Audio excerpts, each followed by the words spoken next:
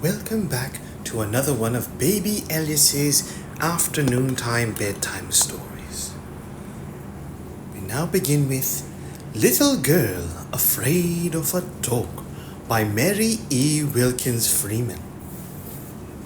Little Girl Afraid of a Dog first appeared in Harper's Monthly Magazine, December 1906, and is featured in our collections Dog Stories and Children's Stories. Let's begin, shall we?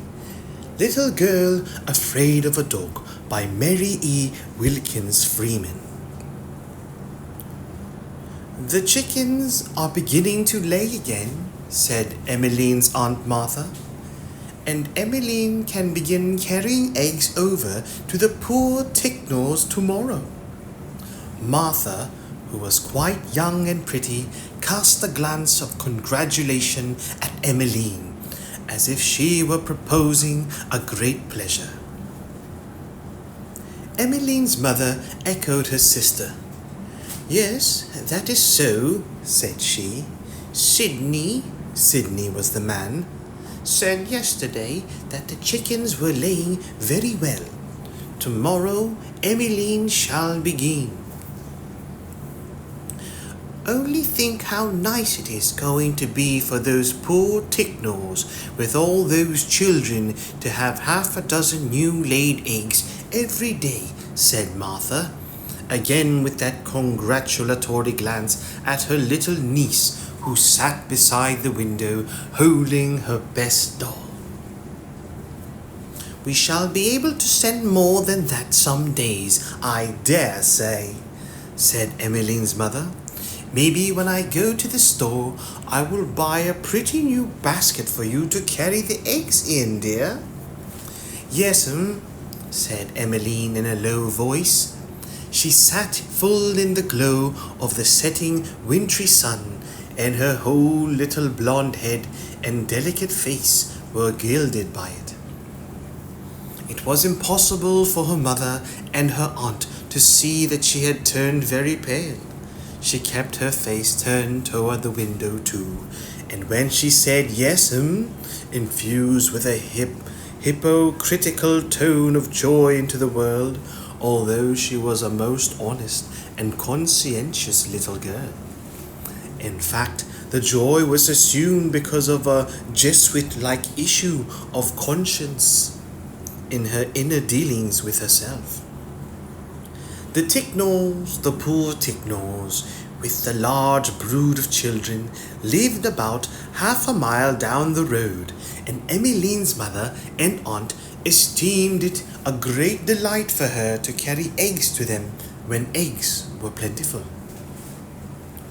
Emmeline herself never denied the delight, but God alone knew how glad she was, how wickedly, she told herself that it was wickedly, glad she was when about Thanksgiving time, when people naturally wish to use more eggs. The chickens, after the perverse nature of their race, laid fewer eggs, and there were only enough for the family. Then Emmeline had a respite. She grew plumper, and there was more color on her little soft, curving cheeks. Emmeline always seemed so much better this time of the year, her mother often said, and she never dreamed why it was, although Emmeline could have told her, had it not been for her conscience, which pricked her on in spite of her pains. The Ticknors had a dog, a very small dog, it is true, but with voice enough for a whole pack, and Emmeline was in mortal terror of him.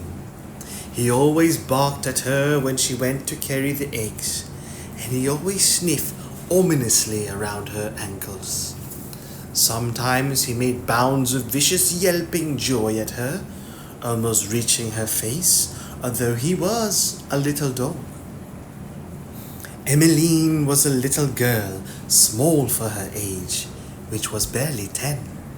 She was very much under the dominion, the very loving dominion of her mother and aunt. Her father was dead. The Amices Emmeline's last name was Amos, lived on a small farm, and Sydney managed it. They were regarded as quite rich people in the little village where they lived, and they looked at themselves in that light. Therefore, they realized a sense of duty, of pleasurable duty, toward the less fortunate people around them. At that very moment, both Aunt Martha and Mrs. Ames were sewing upon garments for poor people, some strong and durable flannelette petticoats of soft pink and blue. Sometimes Emmeline herself was asked to sew a seam on these soft garments, and she always obeyed with the utmost docility, although she did not like to sew very well. She was a sober, reflective little girl, not exactly indolent, but inclined to sit quite still, while her young mind indulged in pryings into the future and conceptions of life and her own little niche in the universal scheme of things, which would have quite astounded her mother and her Aunt Martha had they known of it. They saw in Emmeline only a darling, obedient, sweet little girl holding her doll baby, not as she really was, lit into flame by her own imaginings and the sun. Neither dreamed that, as she sat there and said, "Yes, ma'am," so prettily, she was shuddering in her very soul from a most exaggerated fear, stimulated by an imagination entirely beyond theirs, of the Ticknor's little dog. Soon the copper gilt glow faded from Emmeline's head and face, and she sat a pale little shadow in the dusk. Under her mother lighted the lamp, and Annie, the maid, came in to announce supper. Emmeline had not much appetite that night, although there were her favorite fried oysters and waffles.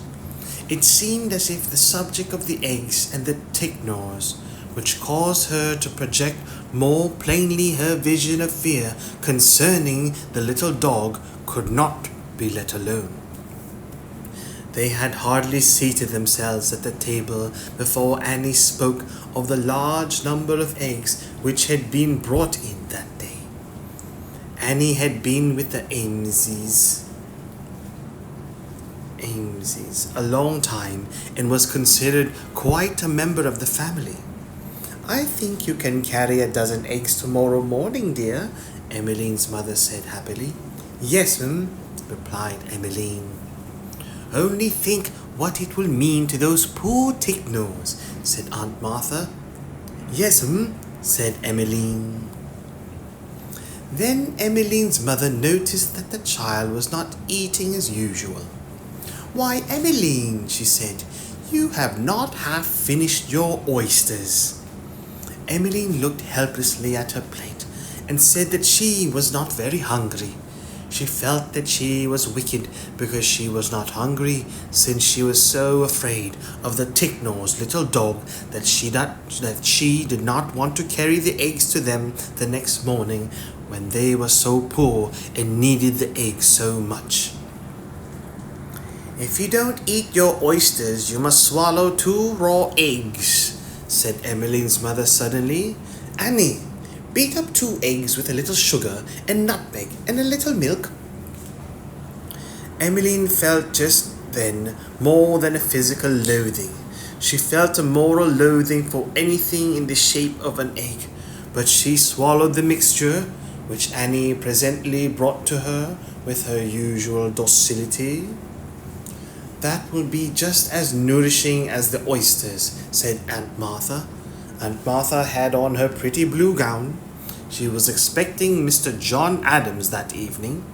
It was Wednesday, and Mr. John always came on Wednesday and Sunday evenings. Emmeline knew why.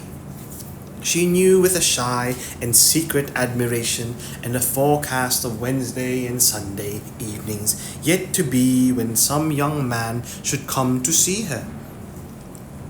She made up her mind that she would wear red on those interesting occasions, which filled her, young as she was, with a sweet sense of mystery and prescience.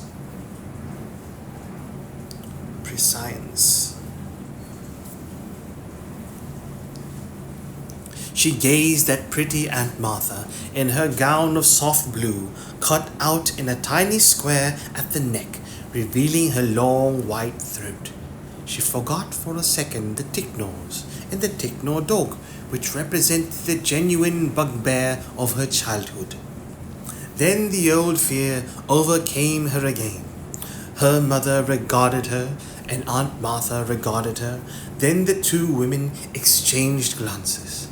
After supper, when they were all on their way back to the sitting room, Emmeline's mother whispered anxiously in Martha's ear, "She doesn't look well." Martha nodded assent. "I don't think she has had enough fresh air lately," said she in a low voice. "It will do her good to take that morning run to the Ticknors." "That is so," assented Emmeline's mother. "I'll have her go to bed early tonight. Then right after breakfast tomorrow morning, when the air is fresh, she can take the eggs to the Ticknors." Emmeline went to bed before Mr. John Adams arrived. Her mother tucked her in and kissed her, then blew out the lamp and went downstairs.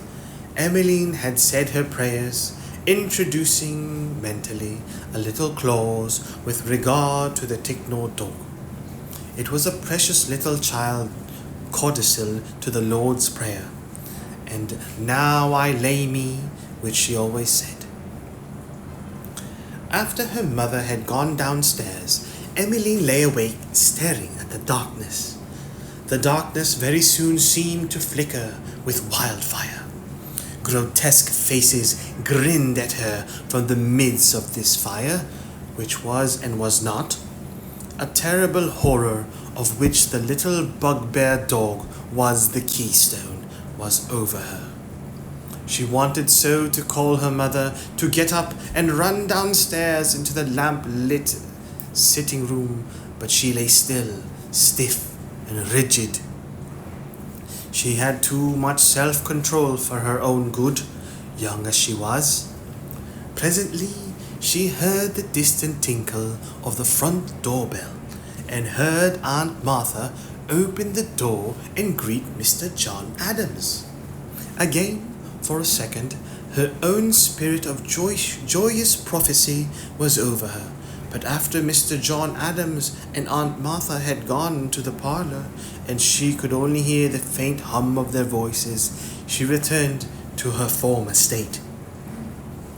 However, it was not very long before their attention was again diverted. Mr. John Adams had a very deep bass voice. All of a sudden, this great bass was raised. Emmeline could not distinguish one word, but it sounded like a roar to her. Then also she heard her Aunt Martha's sweet, shrill voice, almost loud enough for the words to be audible. Then she heard doors opening and shutting with almost a slam. Then she was certain she heard a sob from the front entry. Then she heard the sitting room door opened with a fling. Then a continuous agitated hum of conversation between her mother and aunt. Emmeline wondered why Mr. John Adams had gone so soon, and why he had almost slammed the door, and what her aunt and mother were talking about so excitedly.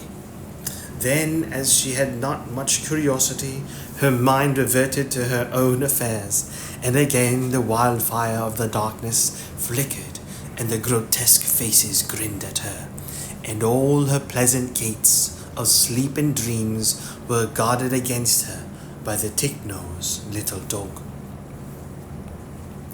Emmeline slept very little that night. When she did sleep, she had horrible dreams. Once she woke crying out, and her mother was standing over her with a lighted lamp. "What is the matter? Are you ill?" asked her mother. Her mother was much older than Aunt Martha, but she looked very pretty in her long, trailing white robe, with the lamplight shining upon her loving, anxious face. "I had a dream," said Emmeline faintly. "I guess you were lying on your back," said her mother. "Turn over on your side, darling, and try to go to sleep again. Don't think about the dream. Remember how you are going to carry eggs to those poor Ticknor children tomorrow morning. Then I know you will go to sleep." "Yes'm," said Emmeline, and she turned obediently on her side, and her mother went out. Emmeline slept no more that night. It was about 4 o'clock in the morning. The Emmesies had quite an early breakfast at 7 o'clock. Emmeline reflected that in 3 hours she should be up and dressed and at the breakfast table, that breakfast would take about half an hour, that in about 3 hours and a half she would be on her way to the Ticknors. She felt almost as a condemned criminal might have felt on the morning of his execution. When she went laggingly downstairs, as Annie played a discordant chime on the string of Japanese bells, she felt weak and was very pale. Her mother and Martha, who herself looked wretched, as if she had been weeping all night, glanced at her, then again at each other. "It will do her good to get out in the fresh air," said Martha, stifling a heavy sigh. Emmeline's mother looked commiseratingly at her sister. "Why don't you slip on your brown gown and go with her, dear?" said she. "You look as if the air would do you good too." Annie, coming in with the eggs, cast a sharp glance of mingled indignation and sympathy at Miss Martha. She knew perfectly well what the matter was.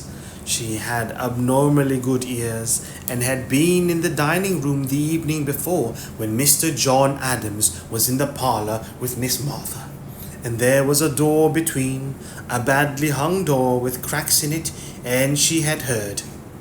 She had not meant to listen, although she felt that all the affairs of the Ames family were her own, and she had a perfect right to know about them. She knew that Mr. John Adams had been talking about where he and Miss Martha should live after they were married, and had insisted upon her going to live in the old Adams homestead with his mother, an elder brother, and 2 sisters, instead of living right along with Emmeline and her mother and herself, Annie.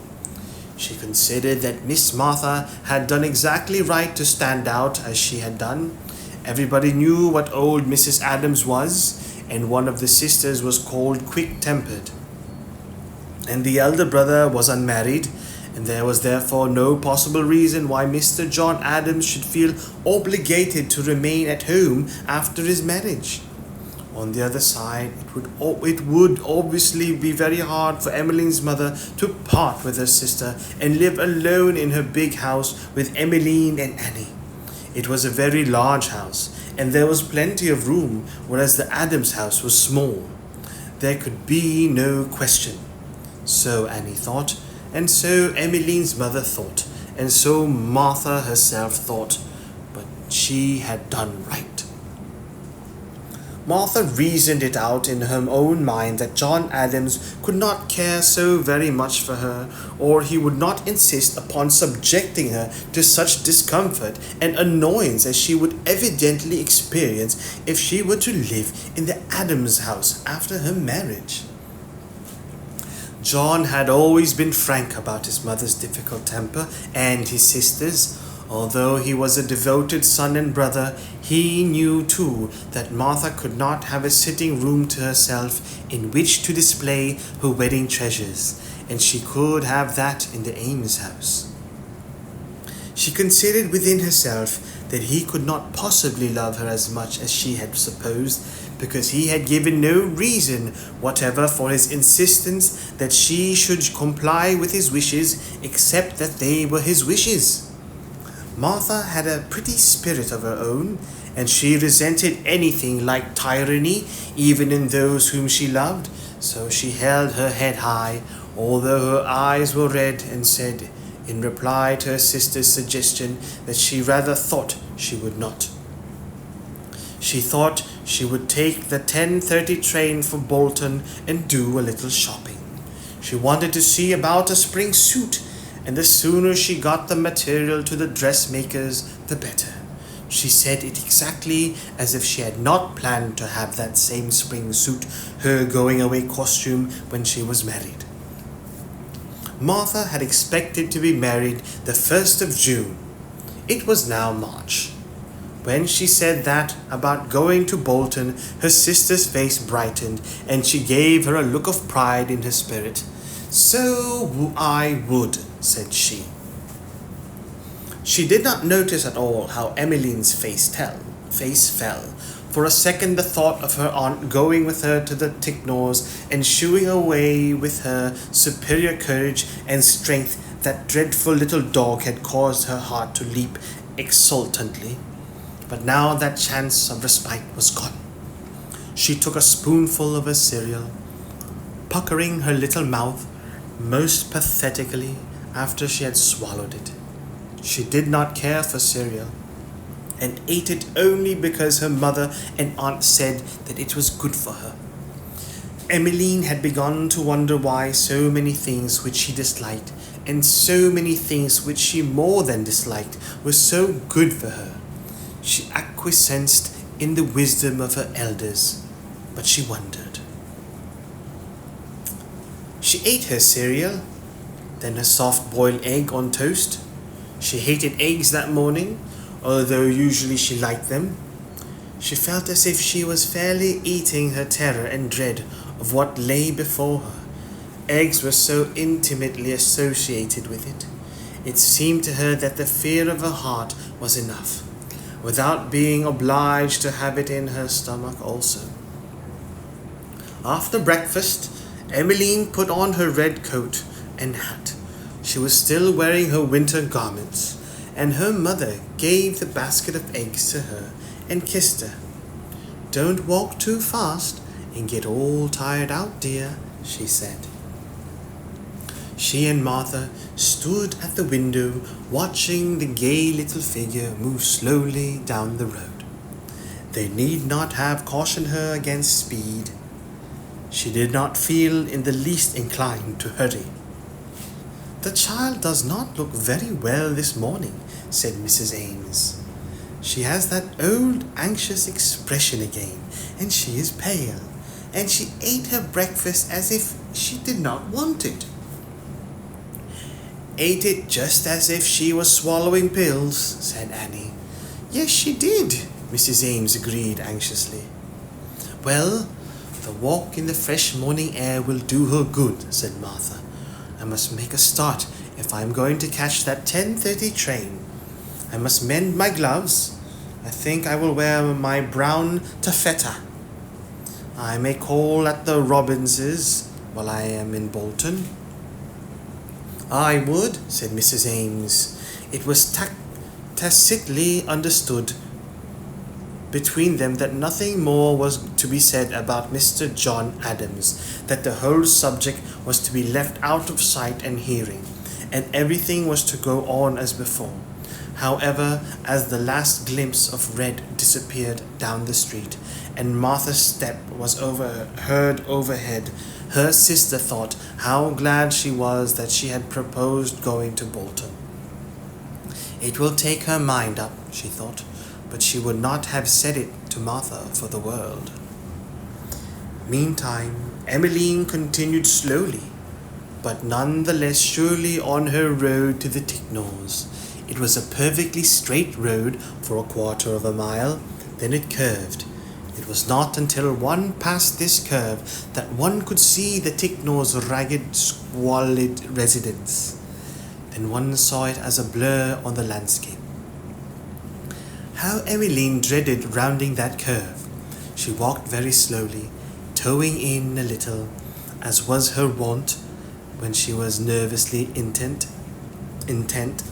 She prayed incessantly, and her poor little prayer ran in this wise: "Oh, Father in heaven, please take care of me, and don't let Spotty come near me, nor hurt me, nor bark at me." Emmeline repeated this prayer over and over in a sort of rhythmic cadence. She fairly kept step with it, and yet she had not the slightest faith in the prayer. She could not really see why she should have. She had always prayed in such wise while carrying eggs to the Ticknors, and Spotty had never failed to race barking out to meet her, and sniff at her nervous, twitching little ankles, and try little nips and tugs at her skirts. The prayer had never, so far as she could see, been answered. And why would she expect it to be now? Emmeline was a very honest little girl. She was reverent, and she believed God could keep Spotty from barking at her, but she did not believe that he would. Moreover, she was Christian enough to hope and trust somehow that these agonies of terror which she was called upon to undergo were in the end for her spiritual good. She did not complain, but she knew that she suffered, and she knew that Spotty would not fail to bark.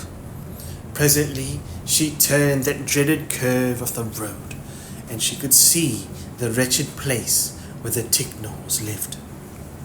The dwelling itself was an unpainted, out-of-drawing shanty, leaning so far to one side that it seemed it must topple over, but saving itself by a lurch in another direction. It was a very drunkard of a house, a habitation which had taken upon itself the character of its inmates. It was degenerate, miserable, and oblivious to its misery. Beside this main shanty was a stable, far out of the perpendicular, out of which looked a high-hipped cow. Sometimes Emmeline was afraid of the cow, which was often at large, but never as of the dog.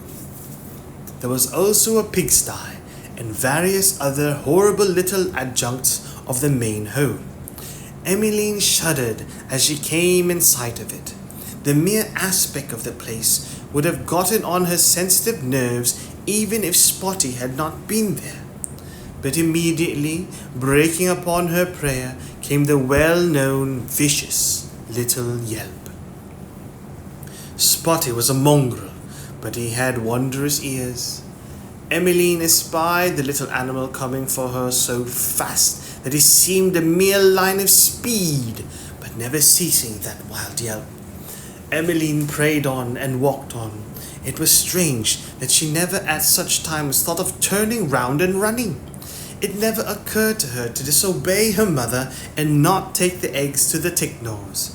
She walked along, praying, her heart beating heavily, her limbs shaking. The little dog reached her. He was a little dog, and it was a sheer absurdity for her to feel such fear of him. He danced around in circles, a regular dog war dance, as she advanced. His yelps became louder and louder. It seemed inconceivable that such a small animal could have such a terrific bark. Emmeline went steadily on, towing in, holding her basket of eggs in a hand which did not feel as if it belonged to her. It did not seem that her whole body belonged to her in any other sense than as a machine which bore her conscience, her obedience, her fear, and the basket of eggs. When she reached the Ticknor house, she was blue-white, trembling with a curious rigid tremor. She knocked, and the little dog gave a frantic yelp and tugged at her skirt. Then the second of her deliverance came. The door opened. An enormous, slatternly woman, a mountain of inert flesh, appeared. She bade the dog be quiet. He did not obey. But Emmeline had a sense of protection. It had occurred to her more than once that perhaps Mrs. Ticknor, in consideration of the eggs, would, if Spotty actually attacked her, sit upon him, that she would not actually let her be bitten. Behind Mrs. Ticknor, the close room swarmed with children with gaping, grinning faces, some of them with impudent faces. but most of them placidly inert like their mother. The Ticknors represented the very doldrums of humanity. None of them worked nor progressed except the father, who occasionally could be induced to do a little work for the neighbors when the supplies ran too low, and actual starvation became a temporary goad. Today he was ploughing for a farmer, plodding lazily along behind a heavy old horse. He could scarcely be said to be working. Emmeline was glad that he was not at home. Sometimes he had been drinking considerably hard cider, and although he never spoke to her, the hard red in his face disturbed her. Also the glassy stare of his stupid eyes. "Mother sent these eggs," said Emmeline in a small, weak voice. Mrs. Ticknor took them with an inarticulate tone of thanks, like a dumb beast. The children stared and grinned and gaped. All the dingy room seemed full of staring eyes and gaping, grinning mouths. The little dog yelped viciously, louder and louder. It was incredible of what a crescendo that small dog was capable. Emmeline pinned her faith on Mrs. Ticknor's coming to her rescue in case of an actual assault. But every minute she expected to feel the needle-like teeth in her ankle. All her flesh shrank and quivered. It seemed as if Mrs. Ticknor would never find a dish in which to dispose the eggs. Finally she did. However, and Emmeline took her basket, the little dog followed, with his circling war dance and his crescendo of yelps to the curve of the road. Then, as was invariably the case, she turned suddenly and ran home, as if with a sudden conviction that the game was not worth the candle. Then Emmeline towed out and walked on briskly, her head up. Her trial for that day was over. When she reached home, her mother looked at her and her face brightened. "You look much better for your walk, darling," said she. Then she asked if the Ticknors seemed pleased with the eggs. Emmeline was in a little doubt as to the amount of actual pleasure which the Ticknors had displayed, but she said, "Yes, m'm." "It means a great deal to them, poor things," said her mother.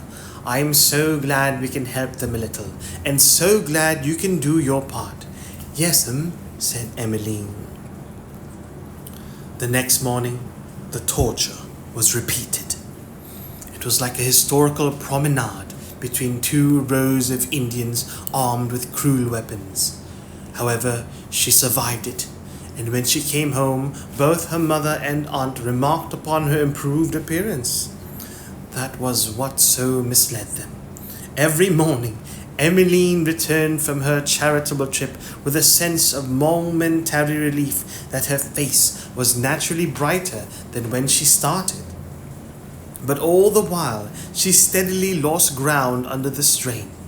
Finally, the doctor was called in and a tonic prescribed. And when school began after the spring vacation, it was decided that Emmeline should remain at home, but tried to go on with her class with Aunt Martha's assistance. "I think nothing except that morning walk to the Ticknors to carry eggs keeps the poor child up anyway," said Emmeline's mother, who had followed the doctor to the door. "I dare say," he replied. "Keep her out in the fresh air all you can, and send her on errands that interest her." "That does interest her," said Mrs. Ames. "She is so pleased to think she is helping these poor Ticknors, dear little thing." Emmeline overheard what was said. The door was slightly ajar. There was a curious little twitch about her sensitive mouth. Troubled as she was, she saw the humor in the situation. The very thing which was making her ill, her mother regarded as her chief medicine. It seemed strange that Emmeline did not tell her mother of her true state of mind. The expeditions would have been at once stopped. She did not tell her, however, and probably for reasons which she did not herself understand. there is in every complete personality a side which is dark, except towards its own self and God. And Emmeline realized this dark side in herself, although vaguely. She knew perfectly well that nobody, not even her mother who loved her, could understand rightly this dark side, which was sacred to herself. She knew that if she told her mother how afraid she was of that little Ticknor dog, she would be petted and comforted, and would never have to face the terror again. And yet she knew that her mother would secretly laugh over her and not comprehend how she felt, and it seemed to her that she could not face that. She would rather face the dog. So she continued carrying the eggs and praying, and the little dog continued barking at her and snapping at her heels and tugging at her dress, and she took the doctor's medicine, and yet she grew paler and thinner and slept less and ate less, and her mother and aunt thought that the daily walk in the open was all that kept the child up. Then 3 weeks after she first began her charitable trips, something happened. It was almost the 1st of April, but the spring was very late, and that Wednesday morning had seemed to suffer an actual relapse into winter. The northwest wind blew cold, as if from northern snow and ice fields. The ground was frozen hard, and the farmers had been obliged to quit their ploughing, which they had begun on mild days. The long furrows in the field, which Emmeline had to pass before she reached the curve in the road, lay stretched out stiff and rigid like dead men. In the midst of that field stood a little corn house, the door of which was open. Emmeline glanced casually across the field as she lagged along. She still wore her little red coat and hat, under which her soft fleece of blonde hair flew before the wind like a flag. She glanced casually, then her heart gave a great leap and seemed to stand still. Over that rigid field she had seen a little live object scamper and make straight for that corn house, which he entered, doubtless in pursuit of some smaller, swifter thing which she could not see, possibly a field mouse or a mole. Emmeline knew the pursuer to be the Ticknor dog. A thought leaped into her brain, a thought so wild and audacious that she could not entirely harbour it for a second. Then all her faculties rose to action. Down on the ground she set her basket of eggs. Over the fence with its tangle of leafless vines she went, and across the field she raced, her little feet skipping from furrow to furrow, her hair streaming. She reached the corn house and grasped the door, swinging outward and creaking in the cold wind with a grasp of despair. She slammed it to and fastened it. Emmeline at last had her enemy safe in prison. An angry bark and a scratching assailed her ears as she sped back to the road, but Spotty could not get loose. She was sure of that. It was a strong little house. Emmeline took up her basket of eggs and went on. Nobody had seen her. There was a lonely spot in the road. This was a lonely spot in the road. A mad exultation filled her heart. For the first time she was going to the Ticknors without fear clutching her, body and soul. When she rounded the curve in the road and came in sight of the squalid little group of buildings, they looked almost beautiful to her. She fairly laughed to herself. She almost danced as she went on. When she reached the house and Mrs. Ticknor opened the door as usual, she saw for the first time what a really lovely little face the next little girl to the baby had, in spite of dirt. She smiled as she delivered the eggs and stood beaming while Mrs. Ticknor emptied the basket and returned it. She had no need to look about or listen for any little spiteful animal now. She was quite safe. She went home light-footed. She was quite rosy when she reached there. "The dear child is really better," her aunt said to her mother when Emmeline had gone to put away her outdoor wraps. "Yes," said Mrs. Ames, "she certainly does look better, and I do believe it is nothing but that walk every morning in the fresh air has done her good." "I think so too," said Martha. "I think it has done her much more good than the doctor's medicine." Poor Martha herself looked, in spite of her pride and her high carriage of head, as if she needed some helpful tonic for either soul or body, or both. She had grown thinner, and although she smiled, the smile did not look spontaneous. In these days, Martha smiled mechanically, and only with her lips. Her lips curved prettily, but her eyes remained serious and thoughtful, even while she spoke about Emmeline's looking better. Emmeline did, in reality, seem better all that day. She even asked for luncheon between breakfast and noon. She slept well that night. She ate her breakfast with an appetite the next morning, and set out even merrily on her errand to the Ticknors. It was still cold, and the northwest wind had not gone down. It had raged all night. When she came to the field in which the corn house stood, the door was closed fast. No one was at work, and the plough ridges, which later on would be green with waving flags of corn, lay stiffly like dead men, as they had done the day before. Emmeline looked at the corn house. She thought, but she was not quite sure, that she heard a little plaintive sound, something between a whine and yelp. When she returned, she was quite sure. She knew that she heard it. Her face sobered. When she reached home, her mother and aunt exchanged glances, and her mother went into the kitchen to tell Annie to make some beef tea.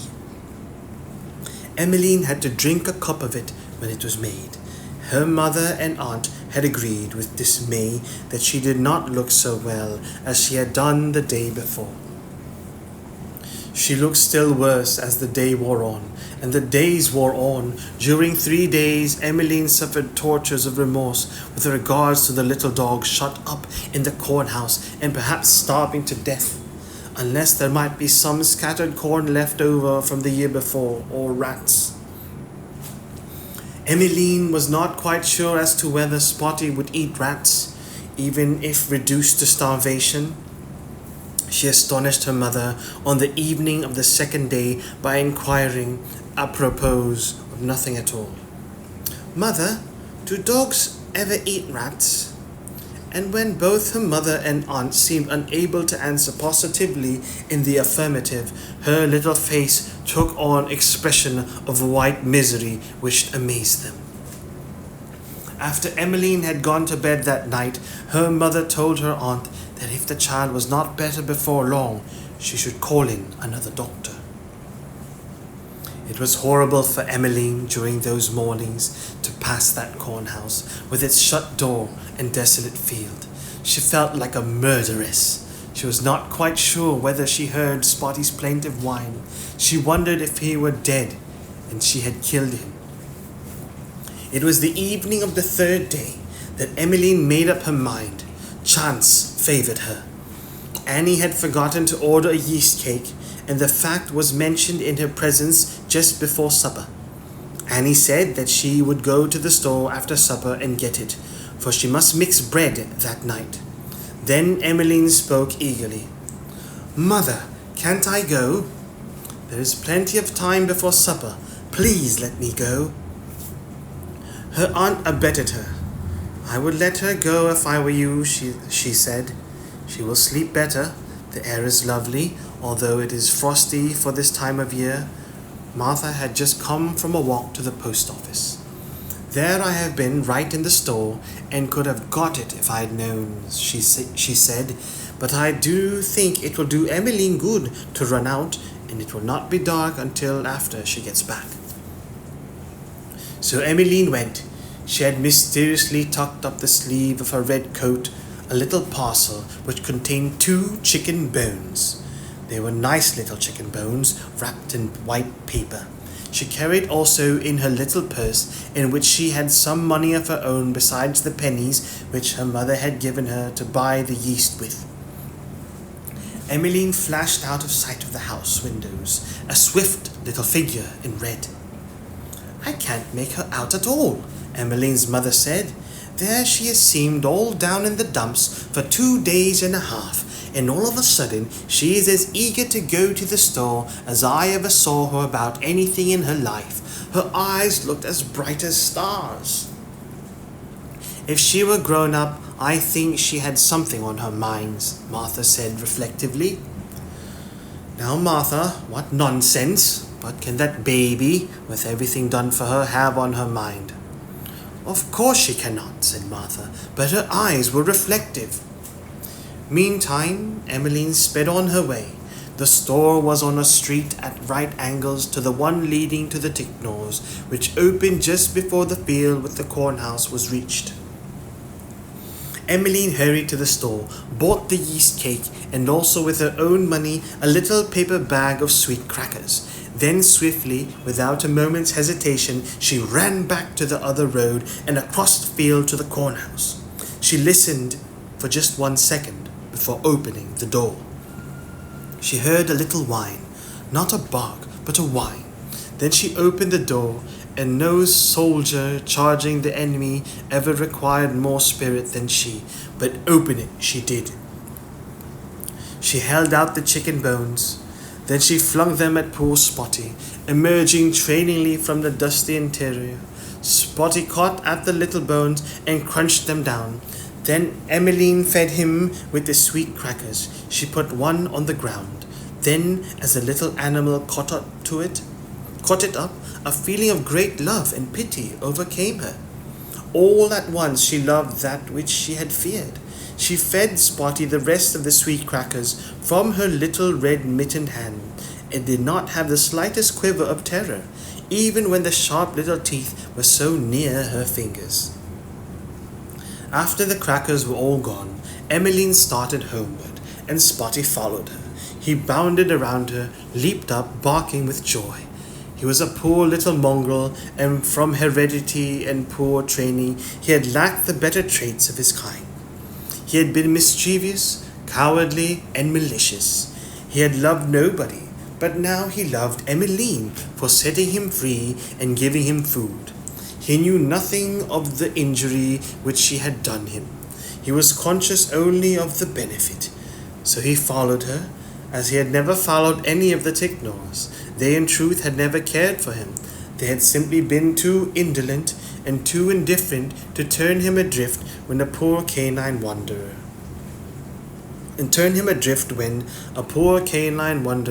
he had located himself with them uninvited. But this was different. He loved this little girl who had opened his prison door and fed him with nice chicken bones and sweet crackers. He had suffered, and she had come to his aid. He was still thirsty, but thirst also would be satisfied by her. He followed her with joyful faith across the field. When they reached the road leading to the store, a man emerged thence, walking hurriedly.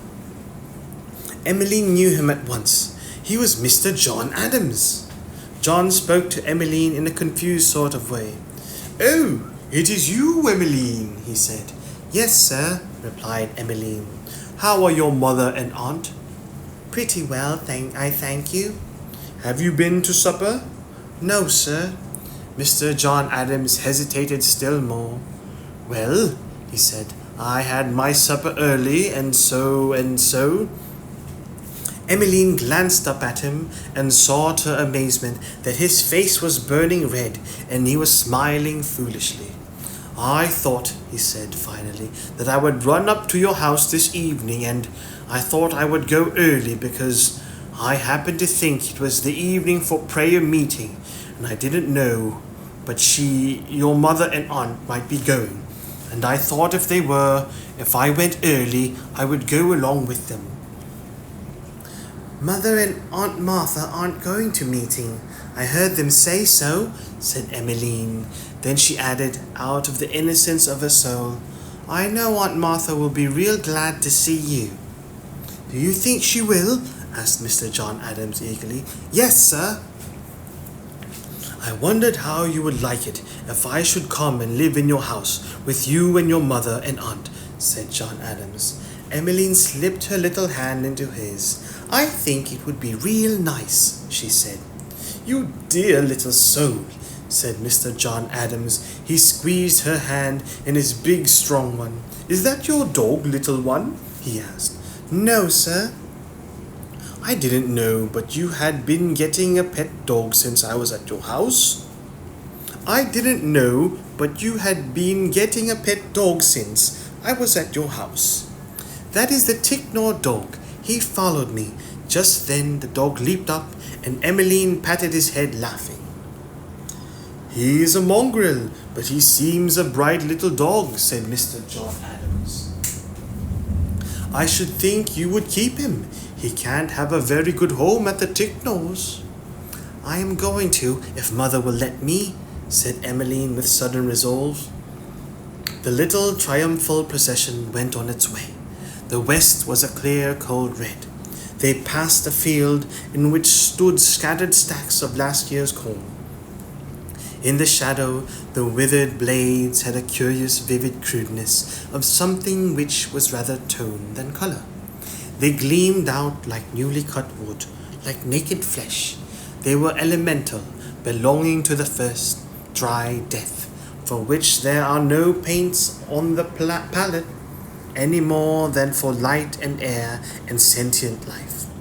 But where the red western glow struck these blades of corn, they were lit with brilliant reflections and seemed to leap into flames of red gold.